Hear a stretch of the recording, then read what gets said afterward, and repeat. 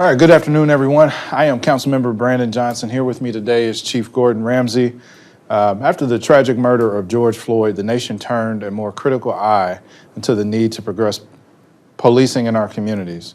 This morning, Chief Ramsay, the mayor, city council, and myself announced changes to police policy after we received a list of requests from community organizations for changes in police policy. In Wichita, we're dedicated to being at the forefront of just police reform, and we've heard from several groups about the changes they'd like to see in our Wichita Police Department to implement to ensure that we're providing equitable public safety and law enforcement. The mayor, city council, and WPD denounce racism in all its forms and seek to emphasize and implement fair, transparent, and unbiased policing that reflects our core principles and values. So if you want to see our full response, and I encourage you to do so, please go to wichita.gov/WPD. Again, that's wichita.gov/WPD. Check out the document and write your questions below, and we'll be answering as many as we have time for today. With that, I want to turn it over to Chief Ramsay. Thanks, Councilor Johnson. We're proud of the progress that's been made and the bridges that we've built, but the job is far from done. We still have a lot more work to do. Some of the concerns and comments and demands that the communities, different communities have made and organizations have made that we've been working on and responded to include issues such as defunding the police, banning chokeholds and strangleholds, de-escalation policies, issues with shooting at vehicles, revoking qualified immunity, testing all rape kits, establishing a duty to intervene, adopt community policing, and in many cases, our department's been working on that for some time, as you well know. Yeah. And so we want to make sure that people know what we've been working on. We've been training in a lot of these efforts. We haven't codified it in policy, which we're going to be working on and are working on. And there's also some new items that have come up that we're also going to be working with council and community members on as we move forward. On some of the recommendations, we don't agree with all of them, right? So we'll continue to work through that. And while they're not universally agreed upon by council and WPD, we are definitely unified in our commitment to listen and work together and do what's best for our community as we work through these issues. We do want to make our system as transparent, fair, and equitable as possible. And we recognize that the document that we released today is not the end of this, and that we will continue to have our conversations. And we're looking forward to working with community members and different organizations to be the best we can as a police department. Yep. All right, thank you, Chief. We're going to try to answer as many questions as possible today, but we are limited to about 30 minutes or so. But if they keep coming in, maybe we'll give a few extra minutes. Again, we are dedicated to meeting with community groups quarterly. We're encouraging that. Please reach out as we have released our response. And we want to track that progress through those meetings and ensure we're being transparent and collaborative in what we're doing. So with that, we'll go ahead and start taking questions. Yeah, perfect. So Chief, you discussed the community call to defund the police this morning. Could you discuss what that means to us and our definition of defunding the police? Right. Our definition of defunding the police is a lot of what we've been talking about. What I've been talking about for 14 years as a police chief is that much of society's ills are falling on the backs of police officers. Mental health work, homeless work, chemical dependency treatment. These social ills take a significant amount of our police calls, and it's time to start looking at doing things differently. Since 2016, we've applied for grants for social workers to embed them within the police department to help us stabilize those individuals that are suffering or that are in crisis, and have a more collaborative response with our community partners. So it really means I think we all agree with the issue that we need to look at how we can provide better services to help those in need. And I think when you boil it down, that's what it means to us. Yeah, and I want to say in addition to that, we have to look at help from the legislature. So we've seen cuts to mental health funding. We need more funding for mental health and social work and things like that. So I'm hopeful that our partners in the legislature will come on board as well and help us out in that way. For sure. The mental health treatment for people that are in crisis is significantly lacking. And oftentimes it's repeat calls over and over. And we don't want to put police officers in the position of having to deal with those in crisis. There's a system in place. And really, mental health issues are a medical problem, not a police problem. Right. And I think much of it boils down to funding. Yeah, I agree. Perfect. Well, right before we came in here, Kick News called, and they were wondering how people were reaching out to us about their requests for policy changes for police. Could you speak to that very briefly? Yeah, so, the council and I, we went to various rallies and protests, and not only did we listen, we were taking notes. Some of those spaces, they had handouts, and I know personally I would bring those back and provide those to the other council members if they weren't there, and the city manager and Chief Ramsay.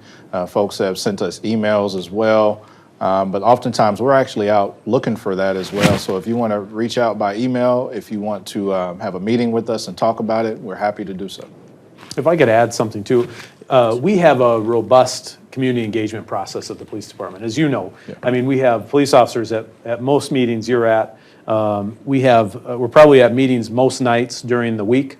We want to hear from the community. We want to have good relationships. And what I'm learning is that a lot of what we have been working on for years is not known by many people. Yeah. Now, the advocates and activists that have been at the table know what we've been working on and our success that we've had. But many don't know. Many now have been energized to enter this world of, what are the police doing? And they're not aware of what we've done and our philosophies and the direction we're going. Right. So I'm hopeful everybody downloads that document so you can see some of that good work. Perfect.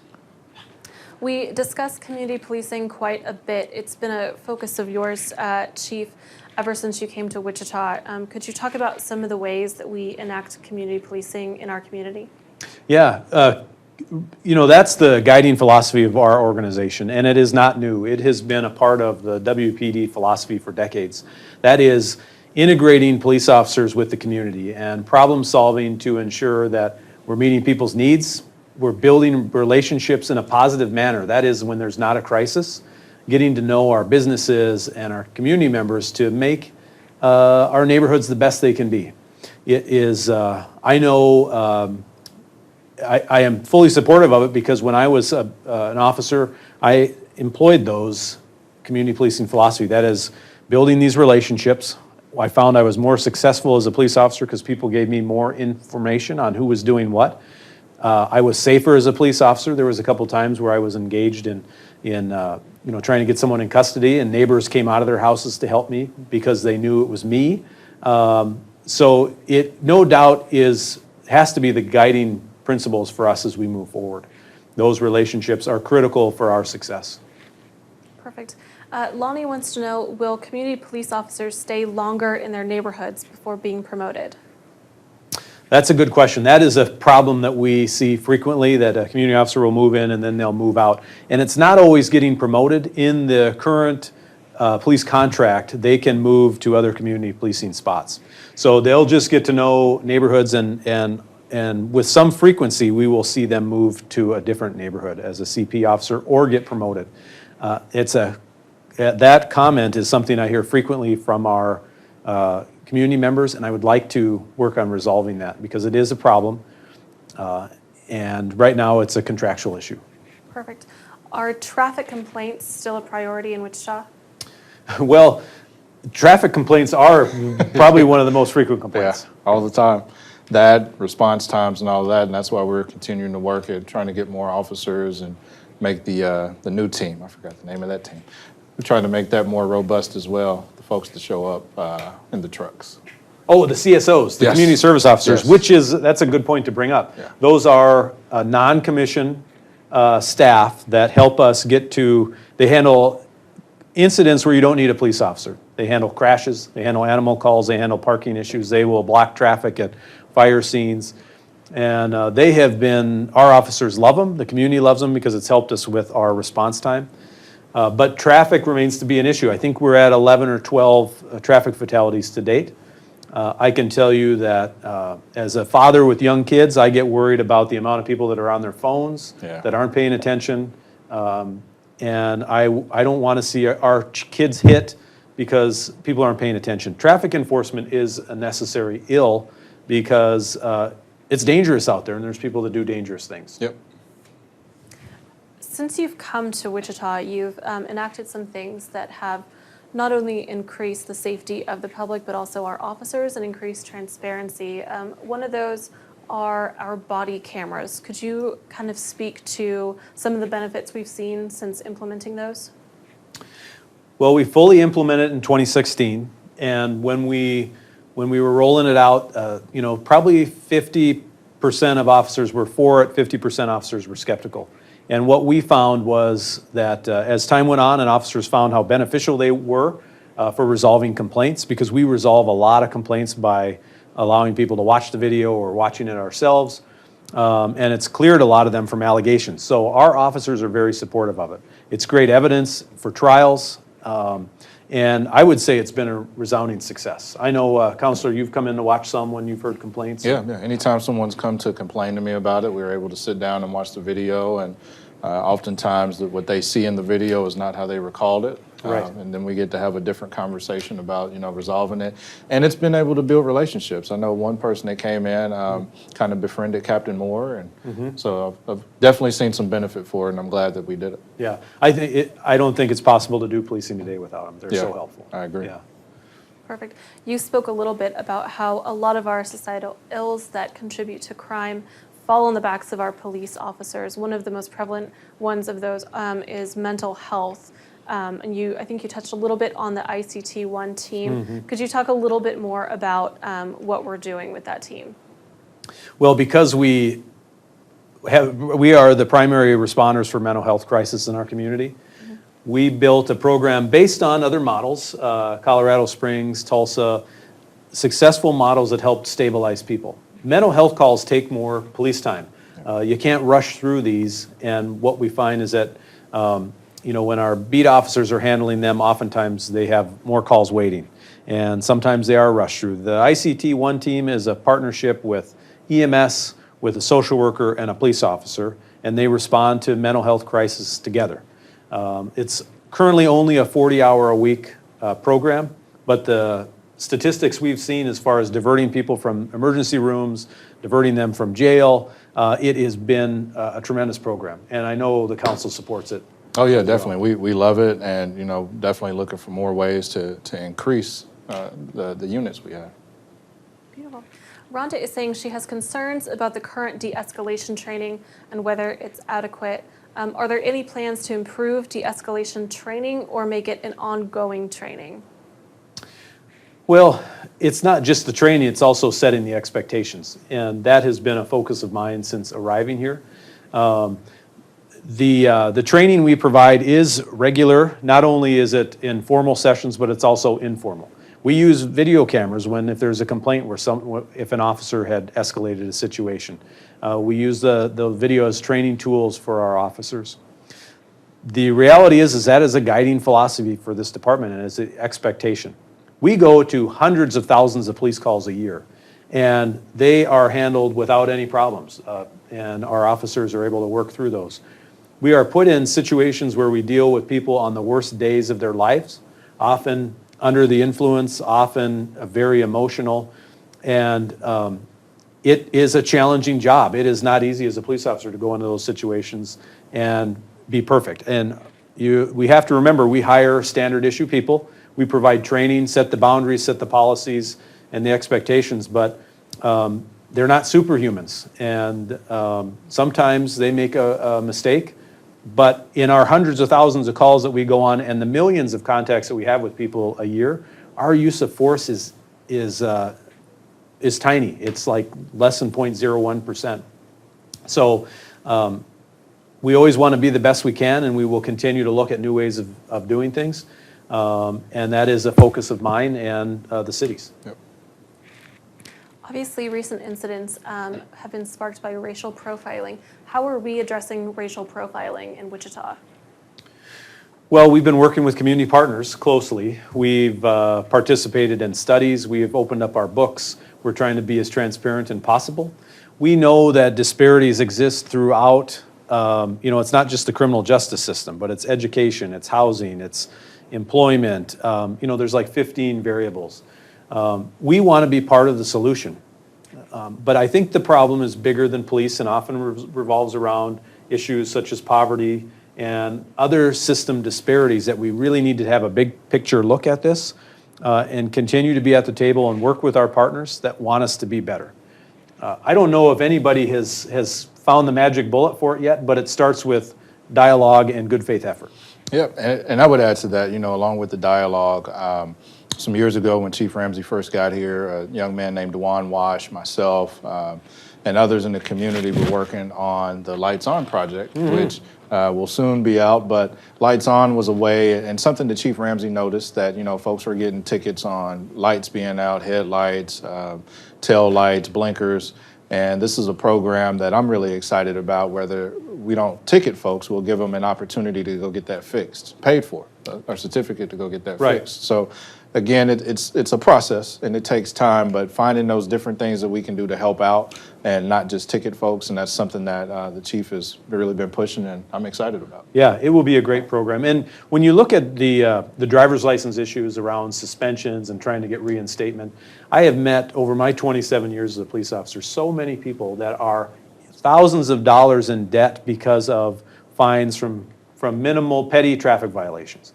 And it is in some cases it's almost like a revenue generator. And I think that system needs to be evaluated. And it shouldn't take someone to get a loan out to get their driver's license back, or take years to get a driver's license back when it impacts their employment and childcare and all those different issues. Right. Perfect. One of the things we talk about in the document that we released this morning is the subpoena power for the Police Review Board. Could you talk a little bit about that? Yeah, we worked with community members and our city council to build this civilian review board that works for Wichita. We believe it is chartered correctly and to serve its purpose.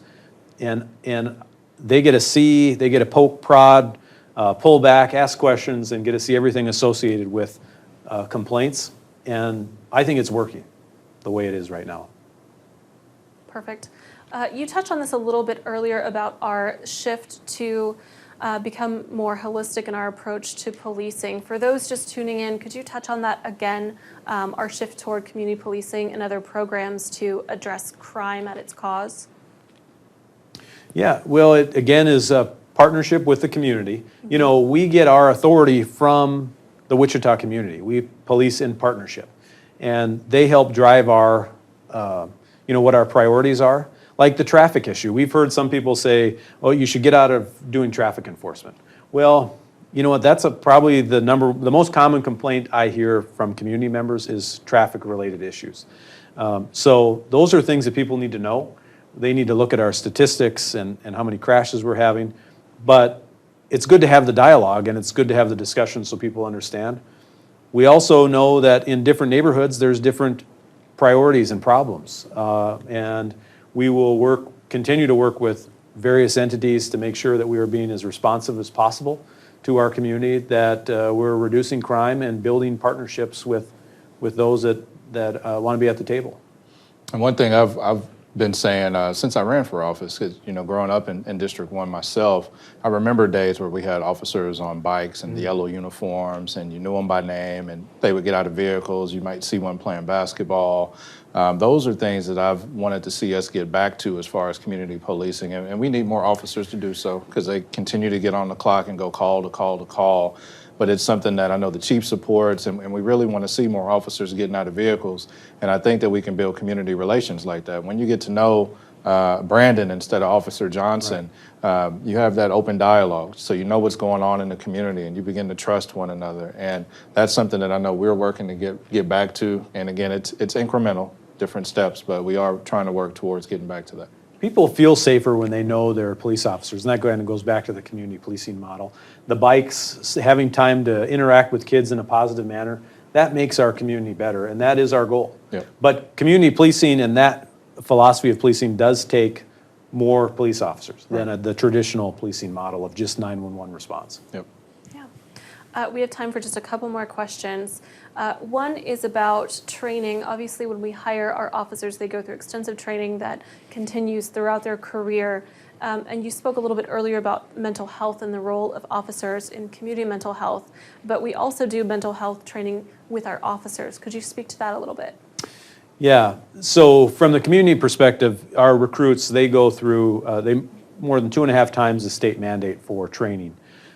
One of the things we recognize now better than ever is the impact that policing has on our officers' health and wellness and mental health. And I can tell you the last month has been very stressful on them as well as their families. And we want to make sure that our officers are getting the wellness and mental health help that they need. When there are critical incidents, we do critical incident stress debriefing, where it's voluntary, where they can show up and meet with counselors and other staff and talk through situations, because police officers see terrible things that no human being should see. Not just once, but day after day after day, and that does have a cumulative effect on our officers' health and wellness. And we are more focused on doing everything we can to ensure that our officers have the mental health wellness options than ever before. And we want to take care of those that are taking care of our citizens. And one other piece of training is there was a couple panels just talked to the new recruit class. Yeah, I And missed so, it. But yeah. So we were able to, members in the Black community, members in the Latino community, were able to talk to the new recruit class just about our experiences with WPD and law enforcement in general, and some of our hopes and aspirations for the new recruit class, and encouraged engagement into the community. So those are some new steps going on, getting them used to seeing different community leaders. And, we all offered our contact if they ever want to talk about community or anything. So again, I'm happy to see these different steps being taken. Right. And remember, we want the best and brightest to come into policing. We want the cream of the crop to come on WPD, those that are going to be, if I or you ever need the police department, we want the absolute best to come. Yep. And so we cannot demonize this profession. We need to identify those people that will make good police officers, that have the character and the desire to serve with an ethical foundation to join policing. Yep. And that is more critical than ever. Perfect. We just have time for one more question, but I know that both Chief, you and Councilmember Johnson are very available over social media and email, so you might encourage people to follow up with you there. Our last question is about community policing in regards to reaching school children. I don't know if you want to touch on our SROs and some of the results from that program. Sure. We do getting our officers in the school to act positively in an atmosphere that is a learning environment where there isn't chaos going on is very important. We began a reading program last year where our officers go in and read to 3rd and 4th graders, because we know that if we can get 3rd and 4th graders reading at their grade level, their chances of graduating are rise significantly. Yeah. So we are, as part of our community policing efforts, having officers do that, and they're building relationships with kids. They're building that foundation for success for the future. And it's a very positive program. It's good for the cops, and it's good for the kids. Our SROs, the cops in the schools, we often hear about the school-to-prison pipeline, which is a concern of all of ours, right? We do not want to be that conduit for kids to go to, the juvenile center. But we want to make sure that our officers are coaching, guiding, and mentoring youth, and being a positive role model, and trying to divert kids from the system, trying to keep them out, not being, pushing them in. And that's our philosophy. We've partnered with the school district. We're going to be training all of our officers on restorative justice, which is, kind of a historical program that focuses on keeping kids out of the system, where they get to meet the victims and having that discussion. And again, it is designed to keep them out of the criminal justice system. Yeah, and I always have a fun story about Captain Moore back when he was taller than me. He was my DARE teacher, and he was one of the positive experiences I had with law enforcement early in my life. And they drove the red Corvette that they had got from someone, and I always wanted to drive that. But Captain Moore was a great role model at the time and a great introduction into WPD. And one thing that we didn't mention as far as young people is WPD helped create the Youth Advocacy Coalition, which is something right now working with young people throughout the city. That's a great point. We were a part of that because a number of years ago we have seen an increase in crime. We all came together and said, how can we work together? We got a lot of great youth groups that really work hard on giving our youth something to do and being positive influence. And that brought everybody to the table to help with the success of our kids. Yep. Yeah, that's a great program. Camila does a great job. I gotta give her a shout out, right? Shout out to Camila. It's also kind of weird sitting here, because I was an activist before being on council, so I was working with the chief beforehand, so sitting here as a council member, but we've been working together on these issues for quite some time, and definitely appreciate all the work you've been doing in the department. Thank you. Yeah, and likewise, you make us better. Thank you.